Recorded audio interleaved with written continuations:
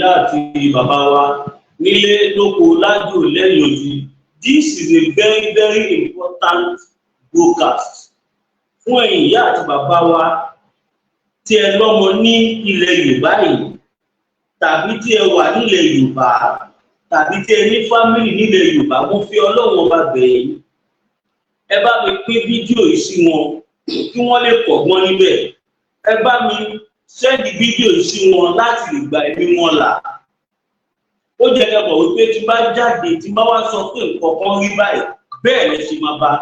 Ọ̀rọ̀ tí mo gbé wá fún wa ó wà very very extraordinary important fún ẹni tó bá wà ní Nàìjíríà tàbí fún ẹni tó bá níyàn ní Nàìjíríà. Bí mo ṣe ń bá yín sọ̀rọ̀ yìí, àwọn Fúlàní X-Men stroke Miyetti Allah wọ́n ti pín àwọn èèyàn wọn káàkiri sílẹ̀ Yorùbá kọ́ lọ máa ṣe ọṣẹ́. Mo máa fi example wọ̀nyí látòrí newspaper kó má dàbí pé máa bí kọ́ wà fọ́ọ̀mù kankan fún wa ká máa gbọ́. Orí newspaper The Nation also ni màá ti fi hàn yín. Nísìnyí báyìí à ń gbọ́ pé àwọn Fúlàní kan wọ́n ti pé àwọn káàkiri sí gbogbo ilẹ̀ Yorùbá. Màá advice ẹ̀yin èèyàn wa, ẹ má rìnrìn alẹ́ mọ́. Mo fẹ́ fi ọ̀rọ̀ yìí ṣe example fún yín ni o. Kẹ́rí kò ń ṣèmi ni mo sọ, The Nation newspaper ṣé ẹ rí. Aláàkọ́ mo kí gbogbo yín káàbọ̀ sórí ètò wa ètò Man TV níbi tí a ti sojú abẹ nípò. Kí ló dé tó já wípé ilẹ̀ Yorùbá yìí wọ́n ti fẹ́ sọ ilẹ̀ Yorùbá di mọ́ṣúárì, tàbí ká sọ pé cemetery, tàbí ká sọ pé ibi tó fẹ́ máa kó àwọn tí wọ́n jí gbé sí. Wọ́n ti fẹ́ sọ wá di refugee. Kí ló dé? Tàbádẹ́ ń sọ̀rọ̀ ní ariwo wá ti ń pọ̀ jù, à ń sọ̀rọ̀ jù, ní kí a sọ̀rọ̀. Most of ẹ̀yin tí ẹ̀dẹ̀ ń jẹ́ victim yìí, ọ̀pọ̀lọpọ̀ yín nígbàgbọ́ ní Yorùbá Nation. Ọ̀pọ̀lọpọ̀ yín tẹ́ bá gbọ́ tó bá ń sọ̀rọ̀ Yorùbá Nation báyìí, á dàbí kẹ́yìn mọ́ fẹ́ni tó sọ̀rọ̀ pa Yorùbá Nation yìí. Now look at what has happened. Look at what has happened. Eléyìí mo máa kà jáde fún yín. Mo fi Ọlọ́run ọba bẹ̀ yín. Ìwọ tó bá mọ̀ pé o ní family anywhere in ilẹ̀ Yorùbá, anywhere in Nigeria, tẹ́ni ẹlẹ́sìn wà ní Nàìjíríà tó ti kúrò, this message is for you. Ìwọ tó bá mọ̀ wípé olóòmọ ní yunifásitì tí ó dẹ̀ ṣe pé bóyá òun gbé pẹ̀lú ẹ̀, this message is for you.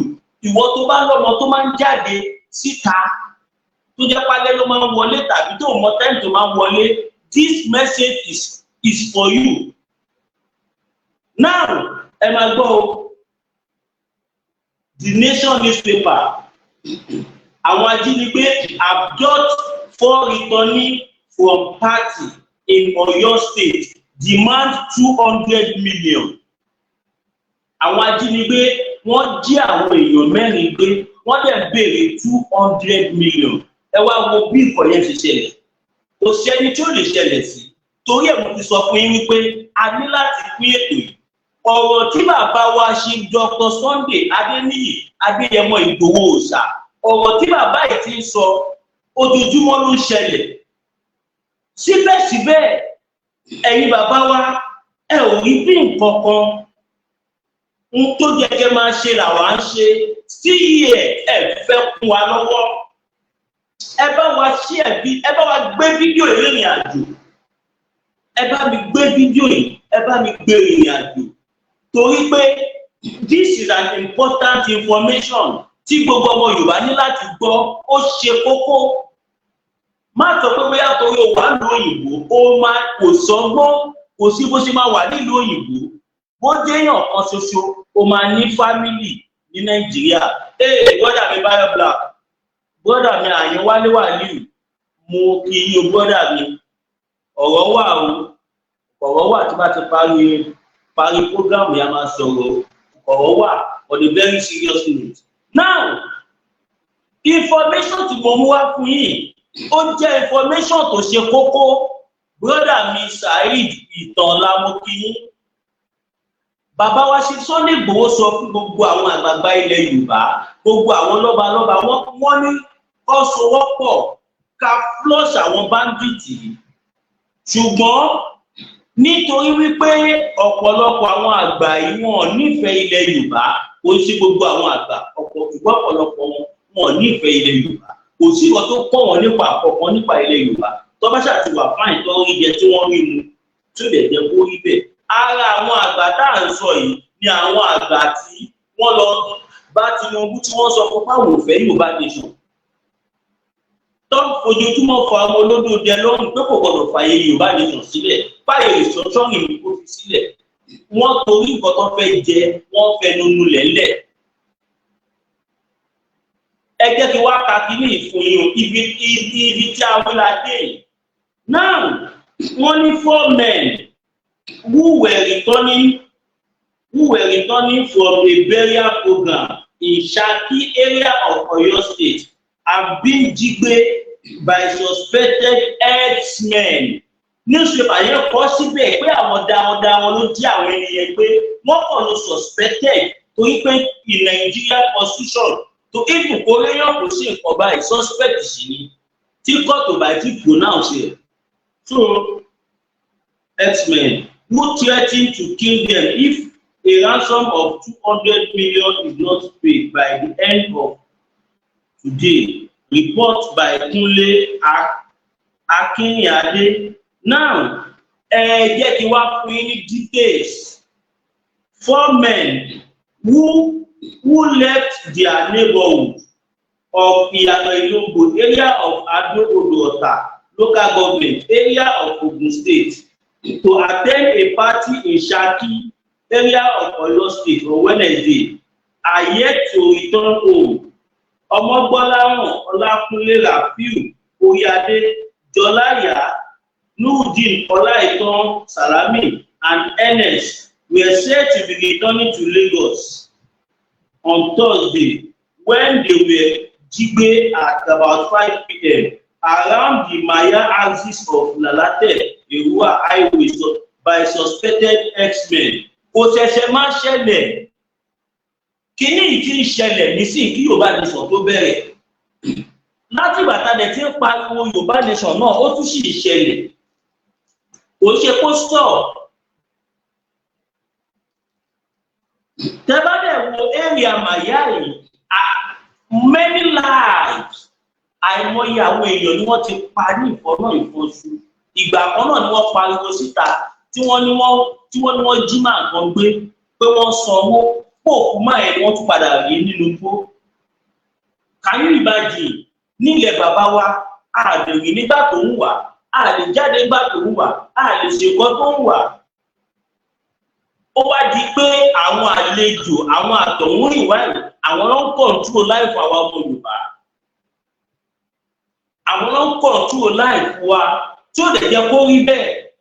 Ẹ jọ̀ọ́ ẹ bá mi sẹ́ẹ̀lì fídíò ìkólọ viral torí pé ẹ̀ tí gbọ́ nǹkan.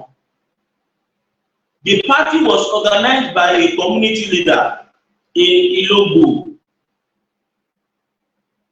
Saheed Salah, who lost his beloved mother a few days ago. The abductors were said to have contacted some family members of the victim and demanded a ransom of 50 million on each of the victims. Totally 200 million. The kidnapper threatened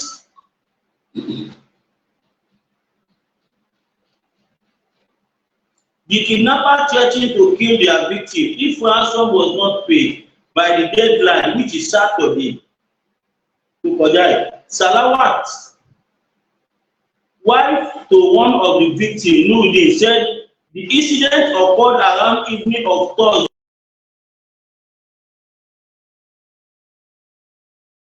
Around 4:25 p.m. and he replied to my message. So he was abducted around 5 p.m. He and 3 others were returning from a burial program at Shaki. The son of the woman who died is the chairman of our community. Development Association, Mr. Saheed Salah. He lost his mother on the day of the Muslim festival that was celebrated recently on Wednesday. Was the 8th day prayer for the disease of the deceased. It was why they were returning that they were jigbe. The wife of one of the other victims was the person who broke the news of their jigbe. Initially, I thought she was joking, but she insisted that her husband took the phone from her husband and confirmed they were jigbe by the Fulanis.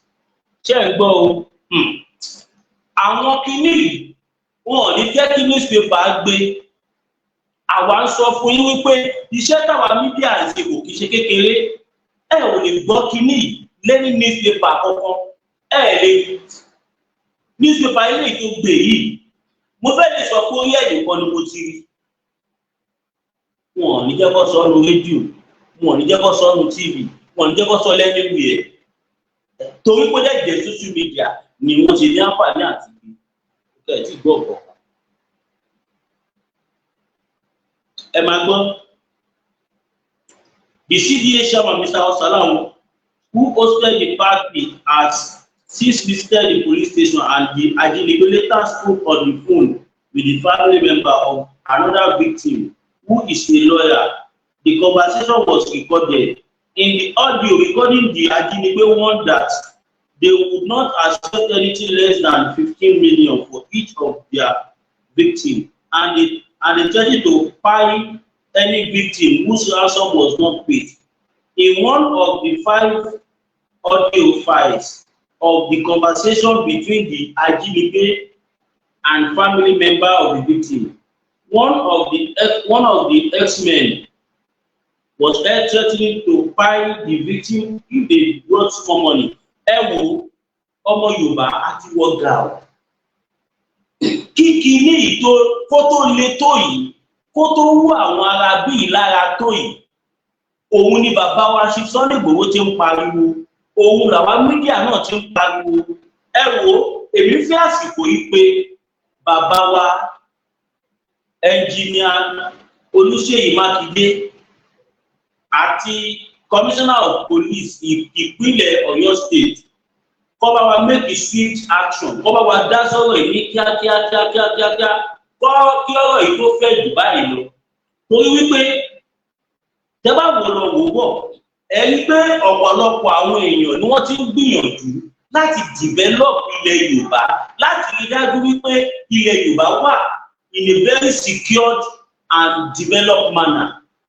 Ó tiẹ̀ ní àwọn àṣírí kan tó tú tí mo máa play fún yín nísìnyí. Ìbẹ̀rẹ̀ tí máa mọ̀ pé àwọn olórí wa nílẹ̀ Yorùbá wọn nífẹ̀ẹ́ wa. Ẹ jẹ́ ká dúpẹ́ lọ́wọ́ bàbá wa Láàfin Àtàndá ikú bàbá Yèyé. Bàbá yìí ṣe gudugudu méje yàyà mẹ́fà. Kò hàn sí wa tẹ́lẹ̀.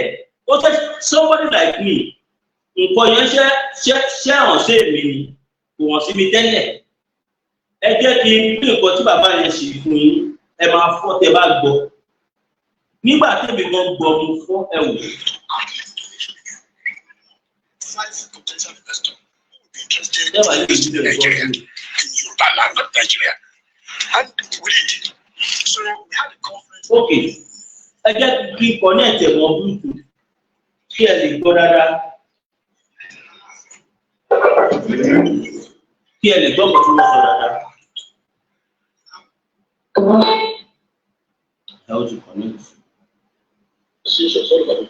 To at least to make sure we get minimum 5 potential investors who would be interested in investing in Nigeria, in Yoruba land, not Nigeria. And we did. So we had a conference in Dubai at the Burj Khalifa. We invited them. We invited Oni couldn't come, but Allah came. Now we invited the 5 governors. Lagos, Ondo, Osun. We invited all of them because that's our target. Now, in addition to our own invitation to all these governors, Allah also invited them. And we put together all these investors. Someone very wronged. We put them together in Dubai. Worldwide Holdings is the president of Worldwide Holdings is Lama Johnson. He was so impressed at our presentation about Yoruba land. So because everything, we identify everything in Yoruba land, mineral resources, agriculture, and all those. So it's just exactly the same thing we're trying to do now. He was impressed. He alone promised Alaafin that $100 billion on the platform for Yoruba land. Whatever you want in Yoruba land, he was ready to do. $200 billion. I'm not talking in terms of millions, $1 billion. And Alaafin was like, if you can give us a plane to start to do an airline, we can even start with that. He said, "Don't. That Alaafin should get where it's necessary documents for you." And Alaafin agreed. We were to construct train around Yoruba state alone, Yoruba state alone, and a big mall in Osogbo as the center of Yoruba. Allah himself agreed to all this. We signed everybody. A Russian company also, a Russian organization also said they are ready to invest $50 billion. Many of them. Allah was like, this is an opportunity. None of the governors came to that conference. When these people were to sign, it was Allah who signed and me that witnessed. None of the governors, none of them came. It was Allah who was almost crying at that conference. He even called Ajimobi I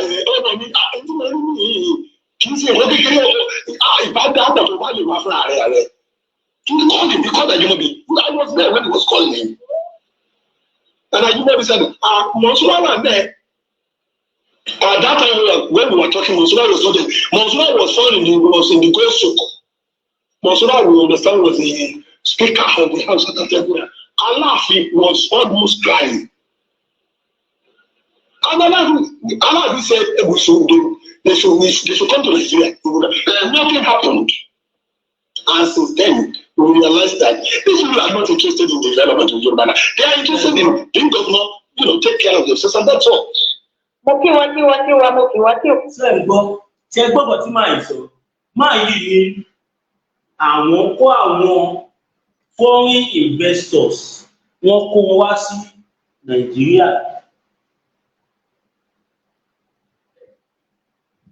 Ọkọ̀ wọn wá sí Nàìjíríà. Wọ́n invite Aláàfin. Aláàfin invite àwọn gómìnà bíi 5. Ó dà pé Ògùn, Èkó, Ọ̀yọ́, Ọ̀ṣun àti Èkìtì gbé Èkìtì Oǹdó sá. Aláàfin dẹ̀ pè wọ́n. Kí lè ní wọ́n fẹ́ ṣe ní meeting yẹn? Wọ́n fẹ́ sign agreement. Wọ́n fẹ́ ṣe train tó máa ṣiṣẹ́ ní gbogbo ilẹ̀ Yorùbá. Train tó máa jẹ́ interstate. Kírù tí Buhari tó ṣe láti Nàìjíríà tó ṣe wọ Niger Republic tó jẹ́ ilé ìyá àti bàbá ẹ̀ gẹ́gẹ́ bí ọmọ Fúlàní tó jẹ́. Àwọn foreign investors wọ́n fẹ́ develop ilẹ̀ Yorùbá nìkan kó dàbí Amẹ́ríkà, kó dàbí Dubai. Wọ́n ní Aláàfin pé ní bàbá yẹn dúdè wípé bàbá sáìn yẹn. Àwọn gómìnà 5 tí wọ́n pè lè believe pé àwọn gómìnà yẹn wà. Máa yẹn sọ nínú ọ̀rọ̀ wọn. Wọ́n náà wá realize wípé àwọn people yìí, they are not after we the indigenous. They are only after their pocket and their family. Ẹgbọ́ yìí tí wọ́n sọ pé Yàyà Bello kó ń sọ fún owó school àwọn ọmọ ẹ̀. Ẹ sọ fún mi, ṣé èèyàn bẹ́ẹ̀ yẹn máa kí ẹ̀ nípa educational system? Tó bá dà bí pé bí ẹ gbọ́dọ̀ níṣẹ́ tí ẹ ti gbọ́, ẹ jẹ́ kí wá pè ẹ̀ sí ìkájọ máa analyze it. Institutions all over the world to at least make sure we get minimum 5 potential investors who will be interested in investing in Nigeria, in Yoruba land, not Nigeria. And we did.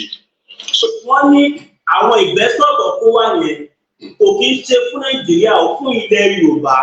Wọ́n fẹ́ dá develop ilẹ̀ Yorùbá nìkan. Wọ́n fẹ́ invest sí ilẹ̀ Yorùbá. Torí àwọn resources ta ní àwọn investor yẹn mọ̀ kí táwọn bá ṣe ó máa ṣe refinery, ó máa ṣe train, ó máa ṣe every damn thing títí kan electricity. Àwọn èèyàn lè máa yọ owó wọn díẹ̀. Wọ́n lè yọ owó yẹn fún 10 years. By now, a ti máa san owó yẹn tán. At least, owó táwọn ìjọba wa lọ ń yá, táàmù nǹkan tó fi ń ṣe, ó jù bẹ́ẹ̀ lọ náà. Ó jù bẹ́ẹ̀ lọ. Kẹjá máa gbọ́ lọ. We had a conference in Dubai at the Burj Khalifa. We invited Alaafin. We invited Ooni. Ooni couldn't come, but Alaafin came. Now we invited the 5 governors. Lagos, Oyo, Ondo, Osun. We invited all of them because that's our target. Now, in addition to our own invitation to all these governors, Alaafin also invited them. And we put together all these investors. Some of them want. We put them together in Dubai. Worldwide Holdings is the president of Worldwide Holdings is Lama Jensen. He was so impressed at our presentation about Yoruba land. So because everything, we identify everything to Yoruba land, mineral resources, agriculture, and all those. So this is exactly the same thing we're trying to do now. He was impressed. He alone promised Alaafin that $100 billion on the platform for Yoruba land. Whatever you want, $50 billion. Lẹ́ni ẹnìkan fẹ́ gbé sílẹ̀. Kò sí táwọn foreign investor níbẹ̀ o. Pé ó kọ̀ rí Aláàfin. Pé Aláàfin wá interested. Ó fẹ́ gbé $50 billion sílẹ̀. Well, it was ready to do $200 billion. I'm not talking in terms of million, $1 billion. And Aláàfin was like, if you can give us a plane to start to do an airline. Aláàfin ni kódà tó bá lè fún wa lẹ́nu plane kí a bẹ̀rẹ̀ Odùduwà airline. Ó máa ṣe o, ikú bàbá yéyè ọ̀hún ni. Ó máa ṣe o. I didn't start with that. He said, "Don't." But Aláàfin should get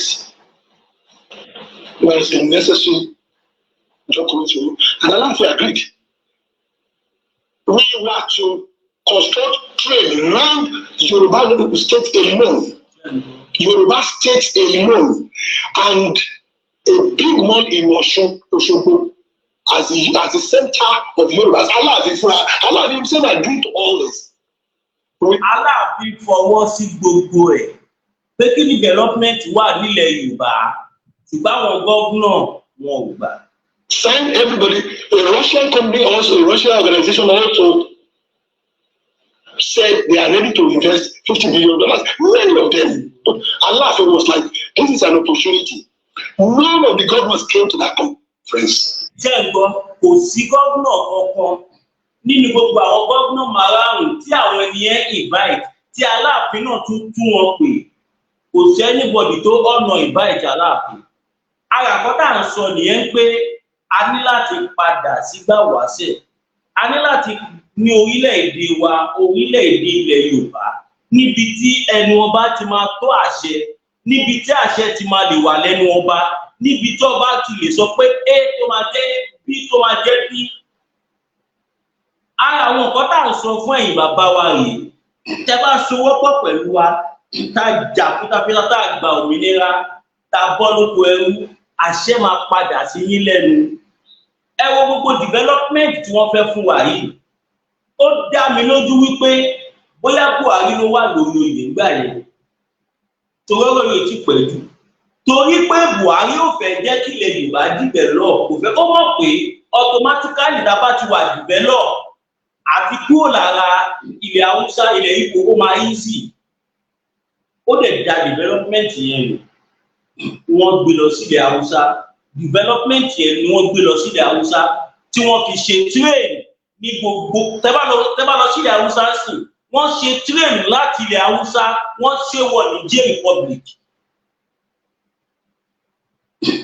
Investment tí wọ́n gbé wá fún wa tí wọ́n ní wọ́n development wọ́n fẹ́ invest kílẹ̀ Yorùbá lè ní development Buhari dẹ́ àìjáàkì ẹ̀ ó gbà lọ́wọ́ àwọn tí wọ́n gbé wá fún torí pé àwọn gómìnà wá fàyè sílẹ̀ àwọn Russia pẹ̀lú àwọn foreign investors wọ́n fẹ́ invest sílẹ̀ Yorùbá Èkó Ògùn Ọ̀ṣun Èkó Ògùn Ọ̀yọ́ Ọ̀ṣun àti Oǹdó àwọn gómìnà tí wọ́n invite nìyẹn ṣùgbọ́n gbogbo ilẹ̀ Yorùbá ni wọ́n fẹ́ ṣe sí pátápátá tírẹ́ẹ̀nì máa wà everywhere transportation tension transportation àkọ́kọ́ já wálẹ̀ wíì employment á wà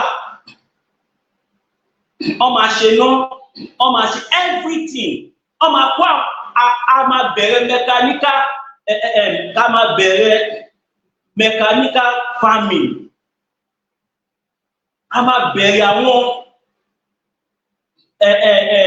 advanced farming modernization farming táwọn máa lò àwọn tractor gbogbo àwọn àgbẹ̀ tí wọ́n rẹ́dí àti ṣiṣẹ́ wọ́n máa kó iṣẹ́ fún wọn kó gbogbo ẹ̀ fún wọn but torí pé àwọn gómìnà tó wà lórí oyè nígbà ayé yẹn wọn ò fẹ́ ìlọsíwájú kò dẹ́ sí pọ̀pọ̀lọpọ̀ wọn gan ni òtún fẹ́ pírẹsidẹ́ǹtì tó wà nígbà yẹn Buhari ó dá mi lójú pé Buhari ló máa pàṣẹ fún gbogbo gómìnà ilẹ̀ Yorùbá kí wọ́n gbọ́dọ̀ lọ síbẹ̀ torí tí ó bá rí bẹ́ẹ̀ bó jẹ́ gómìnà kó jẹ́ kí a rí níbẹ̀ gbogbo alámọ̀ pé Ṣèyí Mákindé gómìnà tó nífẹ̀ẹ́ ilẹ̀ Yorùbá ni gómìnà Dàpọ̀ Abíọ́dún wọ́n nífẹ̀ẹ́ ilẹ̀ Yorùbá káwọn tí mo sì lè fọ́ wọn sọ̀yà nìyẹn Ondo state náà Akérédolú kò lè lé títí kí Akérédolú má wà bẹ́ẹ̀ tàbí kí Ṣèyí Mákindé má wà tàbí kí Dàpọ̀ Abíọ́dún má wà something stop them from coming ìdí nìyẹn ta fi sọ fún yín wípé we need to get out of that shithole country a ní láti kúrò nínú ọgbà ẹ̀wọ̀n tá a wà ní wọ́n gbé development wá fún wa wọ́n ní ká sanwó wọ́n fẹ́ invest heavily billions of dollars káwọn Russia everybody Buhari dẹ̀ gba project yẹn ó dẹ̀ gbé lọlẹ̀ Haúsá ẹ lọ sílẹ̀ Haúsá nísìn kí ṣe ló dàbí New York àwọn bìkan wà tẹ́ máa dé nílẹ̀ Haúsá tó jẹ́ wípé ẹ ní mọ̀ pẹ̀lú Nàìjíríà lè wà 24 hours electricity ẹ lọ wọ̀ ọ̀nà wọn 100%. Buhari seize the development yẹn gbà yìí torí gbé àwọn alábẹ́ Nàìjíríà. Ṣé mọ̀ pé tó bá jẹ́ pa wà lómìnira ara wa ṣé mọ̀ pé wẹ́ẹ̀ ò lè ṣẹlẹ̀ ṣá ìwé ò lè ṣẹlẹ̀ bàbá wa Aláàfin lè má fi gbogbo ẹnu sọ̀rọ̀ ni bàbá yìí ò ṣe sọ̀rọ̀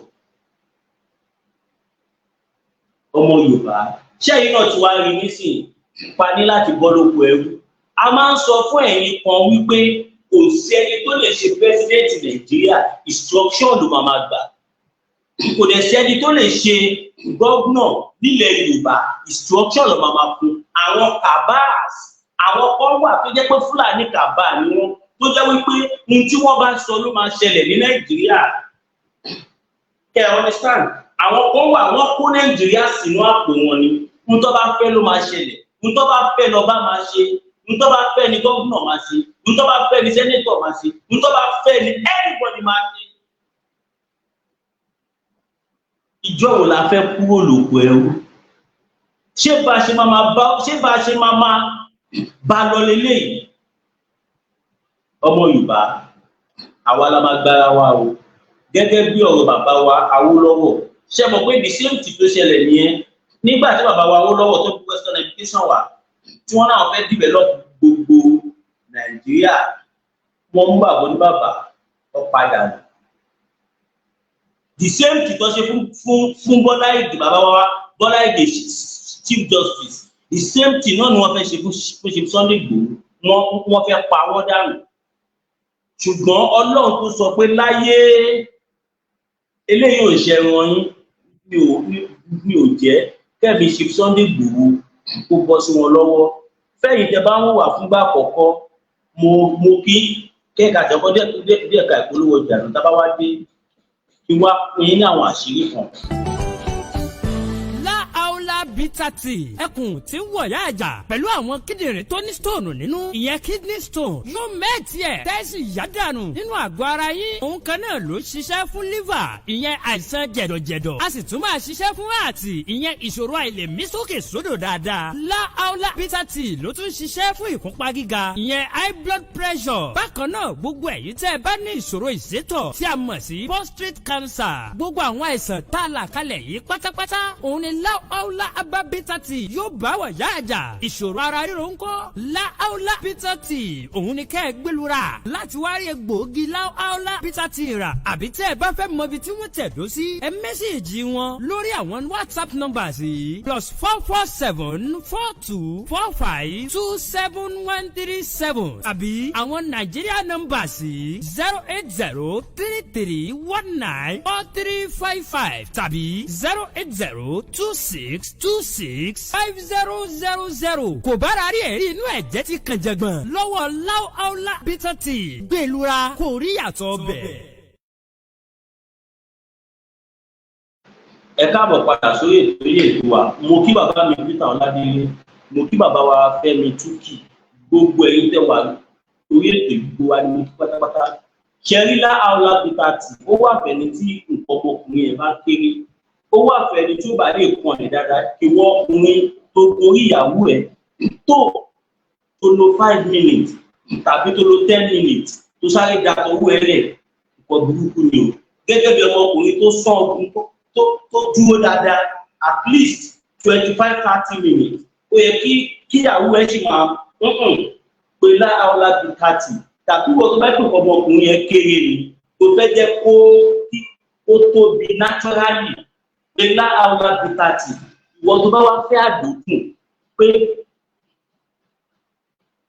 tẹ bá ń bá màdàmú ṣeré ó jẹ́ pé màdàmú máa fi yín lálàá àdókùn tó confam ẹ pé La bitter tea ó confam bẹ́ẹ̀ ni mo sọ fún yín tàbí ìwọ tó bá ní prostate cancer kidney problem liver problem tàbí ìwọ tó bá ní arthritis tàbí any type of àrùn tó bá ń ṣe é kò dẹ̀ níbi tí wọ́n kì í deliver sí all over the world La bitter tea dánwò kò jẹ́rìí sí ìmọ̀ ìjìnlẹ̀ tiwantiwa ẹ káàbọ̀ padà.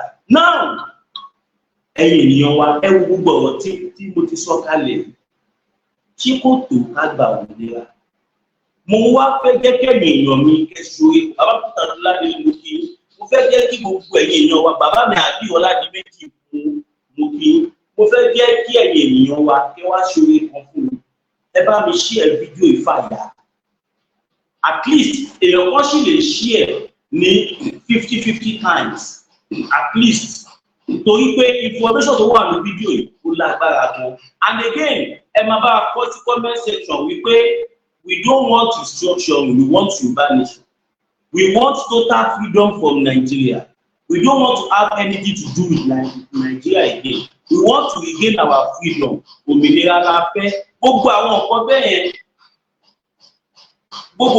yẹn a gbọ́dọ̀ máa kọ́ ẹ jẹ́ kí àwọn international communities tó máa mọ̀ wípé a fẹ́ dá dúró a fẹ́ development a fẹ́ tẹ̀síwájú a fẹ́ jẹ́ kí gbogbo international communities kí wọ́n mọ̀ pé oko ẹrú la wà níbi tá a wà yìí báwo ni wọ́n ṣe lè mọ̀ bí wọ́n ṣe lè mọ̀ ni wípé ká máa kọ sí comment section ká máa pariwo síta pé Yorùbá nation or nothing we want our freedom we want to regain our freedom we want Yorùbá nation we are indigenous people of Yorùbá land gbogbo àwọn ọkọ bẹ́ẹ̀ ẹ máa kọ́ torí pé iṣẹ́ ń lọ níbi tíṣẹ́ dé nísìn kẹ má jà gbogbo ẹnu sọ̀rọ̀ ń tábà ní kẹ ṣe ẹjọ́ ẹ máa ṣe ó lè dá wa ló ojú pé tó bá yá àdúrà ẹ máa ṣe fún wa ojú àgbé wa kò ní gbé ọ̀dà. tí n bá gbórúkọ Sunday Igboho àyà mi ò tún jáde kò sí nǹkan kan òtútù ó mú mi pẹ̀lú. òtútù ti wọ ọ wá parọ́ pé òrírò ẹ̀rí kọ́. látijọ́ tí wọ́n ti bí mi ríru ẹ̀ rí níjọ́ tí mo gbọ́ pé Sunday Igboho ń tún lọ Ògùn State